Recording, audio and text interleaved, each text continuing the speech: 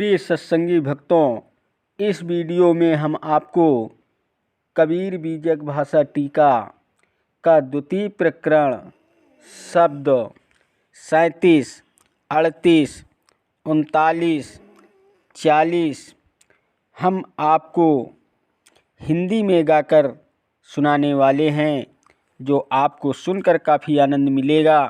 Video के last date तक ज़रूर बने रहिएगा ताकि आपको सारी जानकारी सही तरीके से मिल सके, और बेल वाली घंटी दबाना मत भूलें ताकि आपको सारी जानकारी हमेशा मिलती रहे। तो प्रिय भक्तजनों, सुनिएगा, ज़रूर सुनकर आपको आनंद ज़रूर मिलेगा। वीडियो के लास्ट तक ज़रूर बने रहिएगा। हरि ठग ठगत सकल जग डोले, अगौन करत मोह से मुखहु न बोले। बालपन के मीत हमारे, हम ही तजी कहाँ चलऊ सकारे। तुम ही पुरुष मैं नारी तुम्हारी, तुम्हारी चाल पानहूँ ते भारी। माटी को देह पवन को शरीरा, हरि ठग ठग सो डरे कबीरा। कबीरदास जी कहते हैं कि आध्यात्मिक ठग या धर्मगुरु सारे संसार में घूमते रहते हैं, और कभी मुझ जैसे विचारक से मिले तो बोलना भी नहीं चाहते हैं। स्वरूप ज्ञान से हीन जीव भगवान को गर्भवास एवं बालपन का मित्र मानता है, और पत्नी के रूप में रहकर पति का वियोग करता है कि हे ईश्वर, तुम कहाँ चले गए थे आदि, और पत्नी बनकर पुकारता रहता है, और पत्थर यानी जड़वत ईश्वर से दर्शन की उम्मीद करता रहता है। मिट्टी के स्थूल शरीर और प्राणवायु के सूक्ष्म शरीर में बंधा मानव धार्मिक वंचकों से भयभीत होता रहता है, और जैसे ढोंगी गुरु चलाते हैं वैसे ही चलता रहता है, और निर्भय होकर अपना स्वतंत्र विचार नहीं प्रकट करता। हरि बिनु भर्म बिगुर चनि गंदा। प्रिय भक्तों, इसे भी सुनिएगा, ये भी बहुत आनंददायक है। जहाँ जहाँ गयऊ अपन पौ खोयऊ, अतहि फंदे बहु फंदा। अयोग्य कहे योग है नीका, द्वितीया और न भाई। अनुचित मुंडित मौन जटाधारी, तिन कहूँ कहाँ सिद्धि पाई। अज्ञानी गुणी सूर कविदाता, ये जो कहे बड़ हमही। जहाँ से उपजे तहाँ समाने, छूट के हरि पद गहिया। अब बाएं दहिने तजो बिकारा, निज के हरि पद गहिया। कहे कबीर गूंगे गुरु खाया, पूछे सो क्या कहिया। जीव रूपी शिव एवं आत्मदेव रूपी हपि को न समझ पाने के कारण मनुष्य अलग से किसी काल्पनिक हरि या ईश्वर की खोज में भटक रहा है, और इसी उलझन में पड़कर वो जहाँ जहाँ जाता है वहाँ अपने आत्मगौरव या स्वरूप भाव को खो देता है, और अनेक स्वनिर्मित बंधनों में उलझता जाता है। जबकि योगी लोग कहते हैं कि कल्याण प्राप्ति का साधन केवल योग है और कोई रास्ता नहीं है। चाहे बाल उखाड़ने वाले जैनी हों या मूड़ मुड़ाने वाले प्रयाग के तीर्थयात्री हों, सन्यासी हों, मौनी या जटाधारी हों, इन ब्रह्मचारों से क्या किसी ने सिद्ध पाई है? अर्थात नहीं। अपने को बहुत बड़े ज्ञानी, गुणी, कवि तथा सूर, दानी आदि कहाने वाले लोग भी जब विषयासक्ति के कारण उत्पन्न शरीर को त्याग देते हैं तो इनकी विशेषताएं धरी की धरी रह जाती हैं। कबीरदास जी कहते हैं कि अगर मोक्ष चाहते हो तो अपने सभी विकारों को त्याग कर निज चेतन स्वरूप को ही परमात्मा समझकर उसी में लीन हो जाओ, यही सीधा रास्ता है। अर्थात सबको छोड़कर अपने आप को ही पकड़ो और आत्माराम में विश्राम करो। अगर कोई पूछता है कि उसका सुख क्या है तो सद्गुरु समझाते हैं कि अगर गूंगे व्यक्ति ने गुड़ खाया है तो वो स्वाद कैसे बता सकता है। तात्पर्य यह है कि स्वरूप स्थित का सुख अनुभव का विषय है, कहने का नहीं, और अपने आप ही अनुभव कर सकते हो। ऐसो हरि सो जगत लरतु हैं, पांडुर कतहु गरुड़ धरतु हैं। मूस बिलाई कैसन हेतु, जम्बुक करे के हरि सोस खेतु। अचरज एक देखो संसारा, सुनहा खेदे कुंजर अवसारा। कहाँ ही कबीर सुनो संतों भाई, यह संधि काहू बिरले पाई।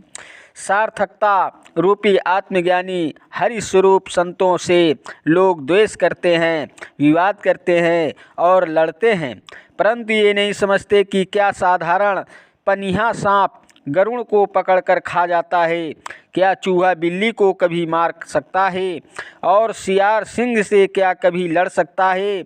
इसलिए भ्रामक विचारों प्रचारों से बचना चाहिए। संतों, एक आश्चर्य की बात और देखोगे कि हाथी पर सवार व्यक्ति को कुत्ता खदेड़ रहा है। सद्गुरु कहते हैं कि ये रहस्य बिरला ही कोई समझ सकता है, क्योंकि सत्य को असत्य परास्त नहीं कर पाएगा और कृत्य संत पुरुष का कोई कुछ भी बिगाड़ नहीं सकता है। पंडित बाद बंधे सो झूठा, राम के कहे जगत गति पावे। अखाड़ कहे मुख मीठा, अपावक कहे पाव जो डाहे। जल कहे तृषा बुझाई, भोजन कहे भूख जो भाजे। तो दुनिया तरी जाई, नर के संग युवा हरि बोले। हरि परताप न जाने, जो कबहीं उड़ जाए जंगल में।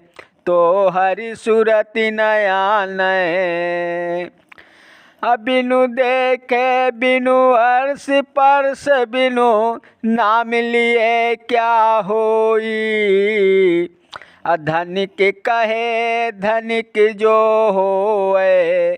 निर्धन रहे न कोई, साची प्रीति विषय माया सो। हरि भक्तन की फांसी रे, कहें कबीर एक राम भजे। बिनो बांधे यमपुर जासी रे। प्रिय भक्तों, पंडितों का ये कहना है कि केवल राम राम कहने से ही मोक्ष हो जाएगा, सरासर झूठ है। यदि केवल राम राम कहने से मुक्ति मिल जाए तो खाड़ खाड़ कहने से मुंह मीठा हो जाना चाहिए। कहने का तात्पर्य ये है कि आग का नाम लेने से पैर गर्म हो जाए, पानी का नाम लेने से प्यास बुझ जाए, भोजन का नाम लेने से भूख मिट जाए तो संभव है। राम नाम लेने से भी मोक्ष हो जाए या स्वर्ग मिल जाए। मनुष्यों द्वारा पिंजड़े में पाला गया पक्षी तोता भी सिखाने पर राम राम कहता है, परंतु राम के नाम का महत्व यह क्या समझेगा और पिंजड़े से छूटने पर जंगल में उड़ जाएगा तो राम नाम की याद भी नहीं आएगी। तत्वबोध के बिना केवल नाम लेने से क्या होगा। जब तक कि देख या स्पर्श करके महसूस नहीं करोगे। अगर केवल धन का नाम लेने से ही यदि आदमी धनी हो जाए तो संसार में कोई निर्धन रहेगा ही नहीं। वास्तविकता ये है कि विषय माया के प्रति आसक्ति ही हरि भक्तों के गले की फांसी है। इसलिए विषय वासनाओं का त्याग ही कल्याणकारी है, न कि नाम जपना, क्योंकि विषय वासनाओं का त्याग हो जाने पर निज स्वरूप ही शेष रहता है और वही वास्तविक राम है। सद्गुरु कहते हैं कि विषय शक्ति का त्याग ही राम भजन है और इसके बिना जीव वासनाओं में ही बंधा रहता है और संसार में बार बार भटकता रहता है। पंडित देखहु मन में जानी, कहूँ धव भूत कहूँ धव छूति कहाँ से उपजी, तब ही छूति तुम मानी। अनाद अबिंद रुधिर के संगे, घट ही में घट सपचय। अवाष्ट कंवल होए पुहमी आया, छूति कहाँ ते उपजय। 1,84 नाना बहु बासन, सो सब सरी भव माटी रे। आए कय पाट सकल बैठाए, छूति लेते भव का की रे। अछूति ही जेवन छूति ही अचवन, छूति ही जगत उपाया रे। कहीं कबीर ते छूति विवर्जित, जाके संग न माया रे। हे पंडितों, मन में विचार करके देखो ये छुआछूत की बात कहाँ से पैदा हुई और तुम लोगों ने ये बातें कैसे मान ली। देखो, माता के रज और पिता के वीर्य एवं प्राण वायु को लेकर माता के पेट में ही जीव का शरीर बनता है एवं वही परिपक्व होता है और तब वही माता के उदर से पृथ्वी पर आता है। अर्थात जीवन धारण करने का पूरा काम ही एकदम गंदा है, फिर भी छुआछूत की बात की जाती है। यह बातें कैसे उत्पन्न हुई? लाखों करोड़ों असंख्य शरीर गलकर या मरकर मिट्टी में मिल जाते हैं, उसी पृथ्वी रूपी पाटले पर सब बैठे हुए हैं, अर्थात प्रकृति ने सबको बैठाया है। तो बताओ किसको अशुद्ध मानकर अछूत बना दिया जाए? अगर विचार किया जाए तो भोजन पानी आदि में भी छूत है और छूत से भी ही सबकी उत्पत्ति। कबीरदास जी कहते हैं कि जो माया रहित और मनोविकारों से मुक्त है वही छूत से बचा हुआ है, परंतु ऐसा कोई हो तब ना। प्रिय भक्तों, अगला शब्द आपको 42, 43, 44, 45 और 46 हम आपको अगले वीडियो में हम आपको हिंदी में अर्थ सहित गाकर आपको बताएंगे। तब तक के लिए हमारे अगले वीडियो का इंतज़ार कीजिएगा। प्रिय भक्तजनों, अगर वीडियो आपको पसंद आया हो तो वीडियो लाइक, शेयर और सब्सक्राइब कीजिएगा। चैनल पर नए हैं तो बेल वाली घंटी दबाना मत भूलें ताकि आपको इसी प्रकार की नोटिफिकेशन हमेशा मिलती रहे। धन्यवाद देता हूं आप सभी को, मेरा यूट्यूब वीडियो देखने वाले दर्शकों को। नमस्कार दोस्तों, जय हिंद, जय भारत, वंदे मातरम, वंदे मातरम।